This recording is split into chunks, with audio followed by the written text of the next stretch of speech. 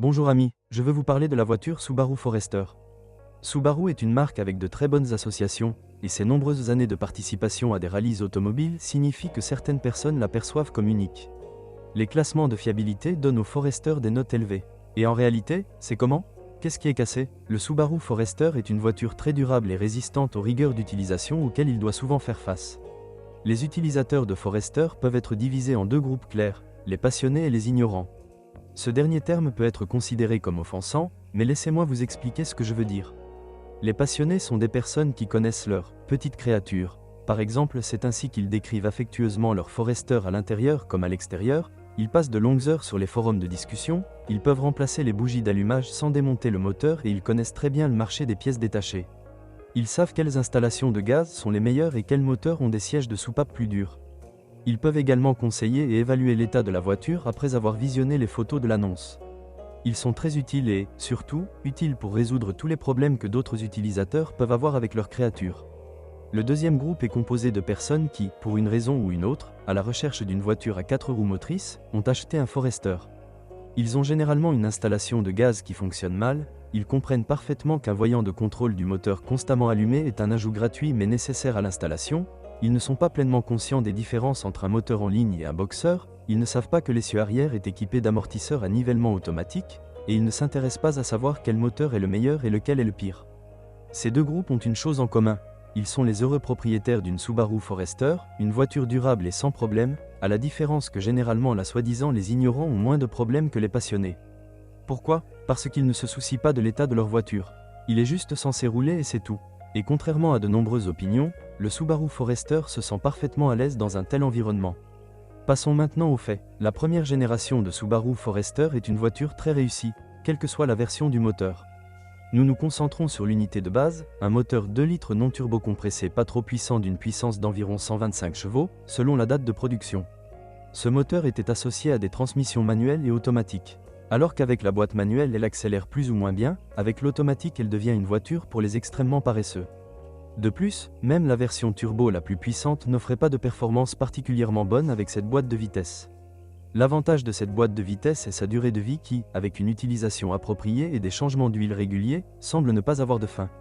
Les utilisateurs de Forester à transmission manuelle apprécient l'équipement de série sous la forme d'un réducteur.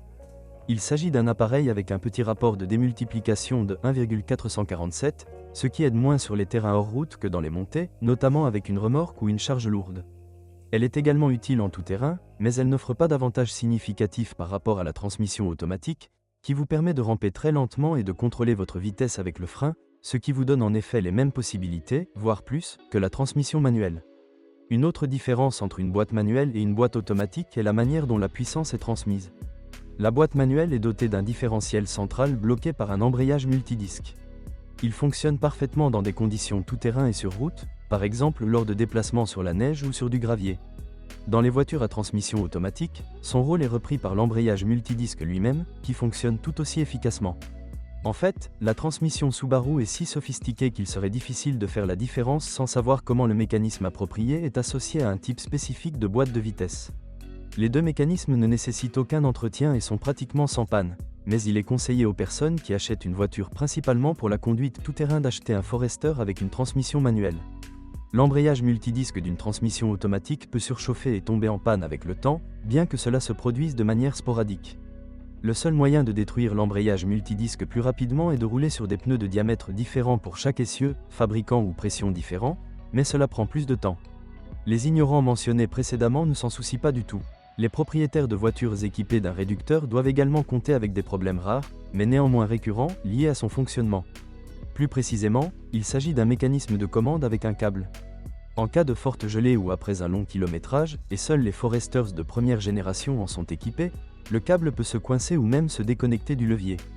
Parfois, cela signifie qu'il n'y a pas d'entraînement, et parfois, cela signifie qu'il n'y a aucune possibilité de changer le réducteur vers une autre position. Quoi qu'il en soit, ce n'est pas un problème coûteux ni difficile à résoudre. Les centres de service qui s'occupent des voitures Subaru ou des véhicules 4x4 devraient être en mesure de gérer cela en quelques minutes. Le fonctionnement de la boîte de vitesse manuelle ne pose aucun problème, mais dans les voitures fortement chargées utilisées comme véhicules de remorquage, l'embrayage s'usera rapidement. Il est important de se rappeler que l'embrayage des véhicules 4x4 supporte toujours des charges plus importantes et est parfois surchargé. En ce qui concerne la charge, cependant, les Subaru Forester ont un problème différent, à savoir la suspension arrière à nivellement automatique, SLS. Il existe plusieurs mythes à leur sujet qui circulent régulièrement sur Internet et dans la presse automobile. Essayons donc d'établir les faits. Tout d'abord, tous les Forester équipés d'un moteur atmosphérique de 2 litres ne disposent pas d'une telle suspension, alors que les autres versions de moteurs en sont équipées de série. Une telle suspension est certainement apparue sur les Forester depuis 2000, y compris ceux à aspiration naturelle, c'est-à-dire depuis le subtil lifting. Deuxièmement, il n'est pas vrai que les utilisateurs sont limités aux composants d'usine, qui sont outrageusement chers. De tels amortisseurs peuvent être régénérés ou remplacés par des substituts sans système d'auto-nivellement. Il vous suffit de choisir le bon ensemble et d'acheter d'autres ressorts. Le tout est moins cher que la solution d'usine et, selon de nombreux avis, cela améliore la maniabilité de la voiture, car les ressorts d'essieu arrière bien sélectionnés sont plus rigides. Troisièmement, il n'est pas vrai que les amortisseurs SLS ont la même durabilité que les autres. En règle générale, ils supportent des charges plus importantes car ils agissent en partie comme des ressorts et, dans la pratique, ils sont moins durables dans les voitures soumises à des charges plus importantes. Donc, si vous achetez un Forester pour remplir son coffre relativement petit jusqu'au toit, transporter un effectif complet de passagers et, en plus, prévoir d'installer un système GPL, les amortisseurs ne dureront certainement pas très longtemps. En général, avec une utilisation normale et légère, ils durent à peine 120 à 150 000 km. Les personnes qui souhaitent utiliser le Forester en tout-terrain peuvent opter pour un kit de suspension avec un élévateur supplémentaire, surélevant la carrosserie de quelques centimètres. Sur les routes, on peut voir des Foresters surélevés de manière non naturelle qui se conduisent sans problème, même s'ils sont moins confortables. C'est tout ce qui concerne la suspension arrière, qui est souvent utilisée pour effrayer ceux qui souhaitent acheter un Forester. Le train de roulement souffre également de nombreux éléments en caoutchouc plutôt fragiles ainsi que de la géométrie de la suspension. Si les deux sont en mauvais état, oubliez les caractéristiques de conduite légendaires de Subaru. Les roulements de la roue arrière s'usent également assez rapidement. Les moteurs Subaru Forester, en particulier ceux à aspiration naturelle, sont extrêmement durables, mais leur fonctionnement reste assez coûteux. Et là encore, il y a quelques mythes sur Subaru. Cela implique des travaux sur la distribution et l'entraînement de la culasse, notamment le réglage des soupapes.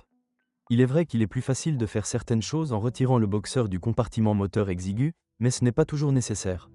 Je mentionnerai également que certains ateliers ne remplacent les bougies qu'après avoir retiré le moteur.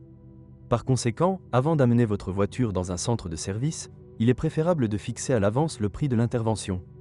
Quelle que soit la manière dont le travail est effectué, avec ou sans démontage du moteur, le remplacement de la distribution, le réglage des soupapes ou même le remplacement des bougies d'allumage seront plus coûteux que dans les voitures traditionnelles à moteur en ligne en raison de l'accès plus difficile. Heureusement, le moteur atmosphérique de 2,0 litres ne présente pratiquement aucun défaut et, lorsqu'il est régulièrement entretenu, il ne cause aucun problème. La transmission de distribution peut être remplacée tous les 100 000 km.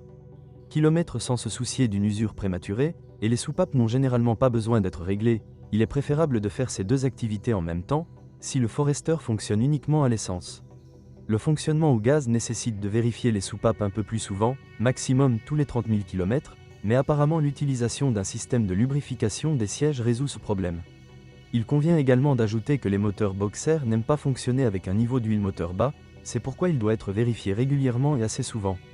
Avec un système de refroidissement défectueux, il est facile pour le moteur Subaru de surchauffer, ce qui entraîne généralement des dommages aux joints de culasse. Et comme Subaru en possède deux et qu'il faudra démonter le moteur, le remplacement du ou des joints peut être très coûteux. Les vibrations du moteur sont toujours causées par une panne, et généralement par des dommages au support sous l'unité d'entraînement. Enfin, j'ajouterai que le Subaru Forester, contrairement à diverses opinions, n'est pas une voiture qui se corrode rapidement, cela s'applique généralement au modèle après une collision ou un accident, ou traité brutalement dans des conditions difficiles. L'électronique et l'électrique sont également les points forts de Subaru. Le Subaru Forester est une voiture coûteuse à entretenir par rapport à ses concurrents tels que les breaks traditionnels ou même les SUV classiques de taille similaire. Cela est principalement dû au moteur Boxer, avec lequel les mécaniciens ont plus de mal à travailler.